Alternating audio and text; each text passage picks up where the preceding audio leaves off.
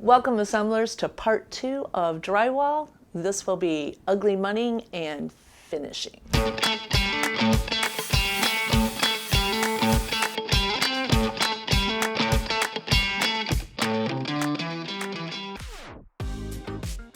Now that you've got your drywall repair in place, the mudding. If there's gaps or boogers that you don't want to clean off, use some drywall tape and those will hide it for you. Put the mud on, put the tape on, and then pull the mud out from behind the tape with your tape knife. Then you can use that mud to hide your tape. This is a nice clean edge, and I'm just gonna mud it. You don't have to use tape, you just have to make sure that your mud gets all those boogers on the inside of that seam. Again, we're gonna come back, make it look prettier. Make sure you get mud in any crevice. You're gonna probably see an outline. It's gonna be sanded away, no big deal.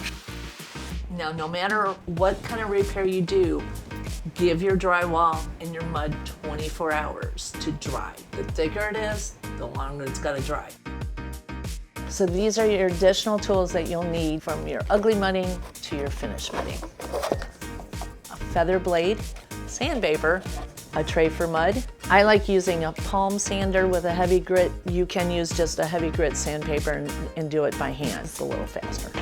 So in this hole, we used the clips and tape and did a nice ugly mudding. We want to sand this down. I've got 40 grit paper on here to take all these ridges and that off quickly so we can get to the final mudding.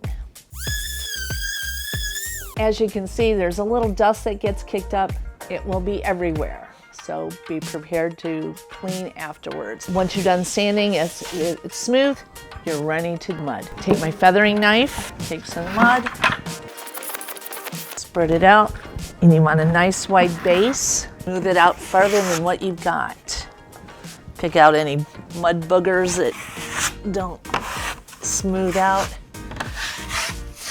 and just keep spreading.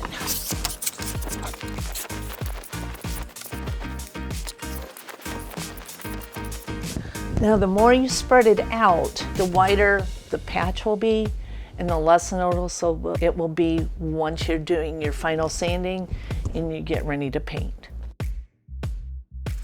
So the tools that you'll need for texturing is a stomp brush. I like having an old cookie sheet to look at my texture before I stomp it. A mixing bowl or a tray, some mud and some water off to the side so you can mix it. We finished doing a pretty coat on this. We had an ugly coat.